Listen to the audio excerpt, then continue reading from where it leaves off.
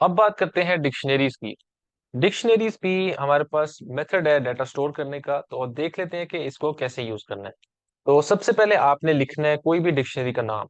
तो पहले आपने सोच लेना है कि आप किस किस्म का डाटा स्टोर कर रहे हैं, क्या वैल्यूज हैं जिनको आपने स्टोर करना है। उससे रिलेटेड आप कोई एक नाम लिख लें। जैसे अब इस केस में हम रैंडमली कोई भी लिख लेते हैं कार। तो ये कार क्या है, ये हमारी डिक्शनरी का नाम हो गया। उसके बाद आपने करना है इक्वल टू साइन। फिर आपने क्या करना है, आपने ऐड कर देनी है ये दो कर्ली ब्रैकेट्स। अब ये उसी तरह है जो सेट्स के अंदर भी यूज होती हैं, लेकिन इसके अंदर सिर्फ डिफरेंस ये है कि आपने इसके अंदर एंटर हो जाना है। और एंटर होके आगे दो कॉन्सेप्ट्स आते हैं जो कि हैं की और वैल्यू के। यानी कि एक जगह पे होगी की और दूसरी जगह पे होगी वैल्यू। वो जो की होगी वो स्टोर करेगी वो वैल्यू, जिस तरह हम वेरिएबल्स में स्टोर करते हैं उसी तरह ये अब की यूज होगी उस वैल्यू को स्टोर करने के लिए। तो देख लेते हैं कि कैसे करना है।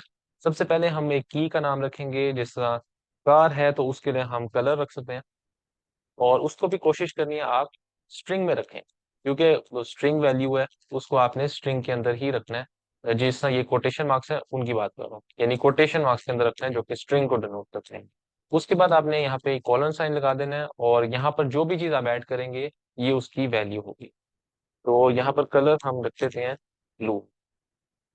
तो अब हुआ ये कि यहाँ पे जो कलर है ये की है, और ये जो ब्लू है ये उसकी वैल्यू है।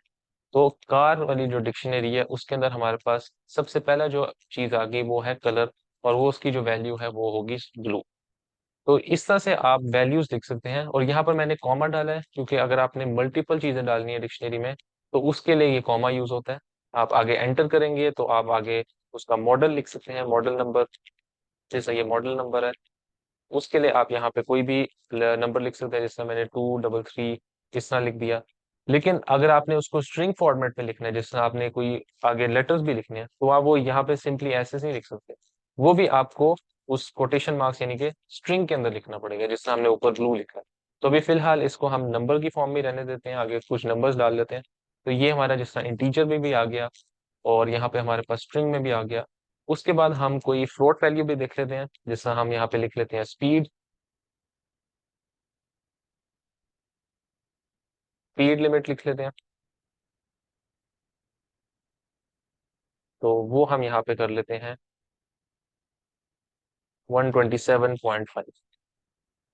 तो इस तरह से आप डिफरेंट वैल्यूज इसके अंदर ऐड कर सकते हैं। अब इसको एक्सेस कैसे करना है तो वो बहुत ही सिंपल है। अब जैसा मैंने यहाँ पे प्रिंट स्टेटमेंट लिखी, और उसके अंदर हम कलर को समझ लें कि इंपोर्ट करना चाह रहे हैं, कलर को प्रिंट आउट करना चाह रहे हैं। तो उसके लिए आप सबसे पहले डिक्शनरी का नाम लिखेंगे जो इस केस में है कार। और उसके बाद आप क्या करेंगे, यहाँ पर आप ऐड करेंगे ये स्क्वायर ब्रैकेट्स। और इसके अंदर आप जो भी की है, यानी जो भी की आप एक्सेस, जो भी वैल्यू एक्सेस करना चाह रहे हैं उसकी की को आपको लिखना पड़ेगा। जैसा हम कलर एक्सेस करना चाह रहे हैं ब्लू, तो उसके लिए यहाँ पे जो की है वो है कलर। तो यहाँ पे हम लिख देंगे कलर। और अब प्रिंट कर लेते हैं इसको, तो देखते हैं कि हमारे पास क्या आउटपुट आता है। तो यहाँ पे आप देख सकते हैं ब्लू हमारे पास आ गया आउटपुट।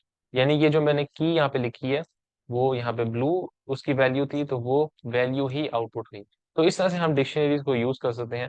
अब यहाँ पे जिस तरह मॉडल नंबर है आप यहाँ पे उसका मॉडल नंबर कर लें इस जगह पे। तो मॉडल नंबर लिखा, और यहाँ पर उसको आप प्रिंट करेंगे तो ये आपके पास वो वैल्यू आ जाएगी। तो इस तरह से हम कीज को यूज करते हुए वैल्यूज को एक्सेस कर सकते हैं। और बाकी सब वैसे ही मेथड्स हैं जो हम पहले यूज करते आ रहे हैं। तो उसके अलावा आप अगर कोई और वैल्यू ऐड करना चाहते हैं या इवन लिस्ट ऐड करना चाहते हैं वो भी आप कर सकते हैं। तो आप यहाँ पर इसको इसकी प्राइस रेंज कर लें फॉर एग्जांपल।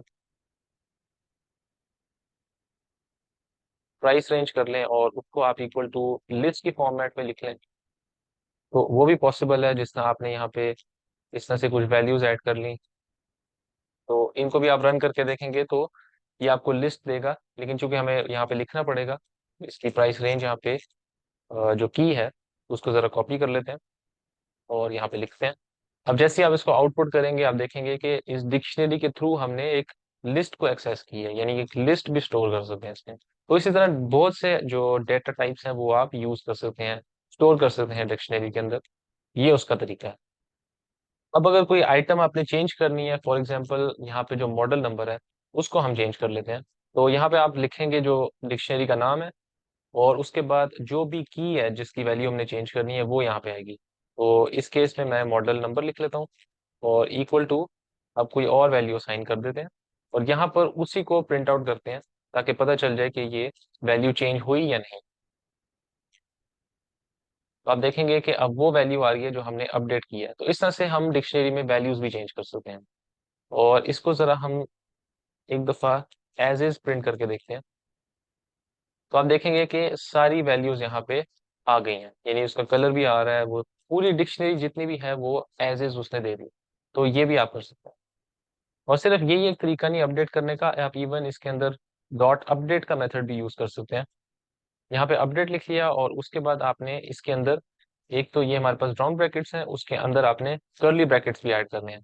और हम यहाँ पे ये ले लेते हैं मॉडल नंबर, इसको कॉपी कर लेते हैं और यहाँ पर पेस्ट कर लेते हैं। अब इसकी जो वैल्यू है वो यहाँ से भी आप चेंज कर सकते हैं। और इसके लिए यहाँ पे आपको ये लिखने की जरूरत नहीं, इसको आप बेशक निकाल दें। सिंपली कार डॉट अपडेट और यहाँ पर जो भी हमने वैल्यू अपडेट करनी है वो लिखी।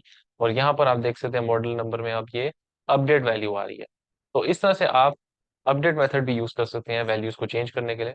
और इसी अपडेट मेथड के जरिए से आप कोई वैल्यू ऐड भी कर सकते हैं, यानी यहाँ पर आपने कोई और चीज ऐड करनी हो तो वो भी आप कर सकते हैं। यहाँ पर जिस तरह हम सीट्स ऐड कर लेते हैं कि इसमें टोटल कितनी सीट्स हैं, तो जिस तरह अगर हम लिख लें 4, तो आप देखेंगे कि यहाँ पर अब वो भी शो हो रही होगी। यहाँ तक तो प्राइस रेंज थी, लेकिन आप देखेंगे यहाँ पे अब सीट्स भी आ रही हैं। तो इसका मतलब ये अपडेट मेथड जो है इसके जरिए से आप चीजें ऐड भी कर सकते हैं डिक्शनरी में। अब अगर रिमूव करना हो तो वो भी सिंपल है, आप डॉट पॉप यूज कर लें और यहाँ पर आप जो भी वैल्यू रिमूव करना चाहते हैं वो यहाँ पे मेंशन कर दें, यानी कि उसका जो की है वो आपको मेंशन करना होगा। अब इस केस में हम प्राइस रेंज कर लेते हैं।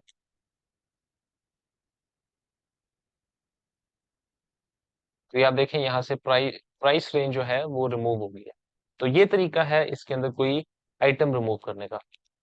और इस तरह से हम देख सकते हैं कि किस तरह हम डिक्शनरीज को यूज कर सकते हैं, वैल्यूज एक्सेस कर सकते हैं, वैल्यू अपडेट कर सकते हैं, वैल्यू रिमूव कर सकते हैं। तो ये था सारा डिक्शनरीज के बारे में।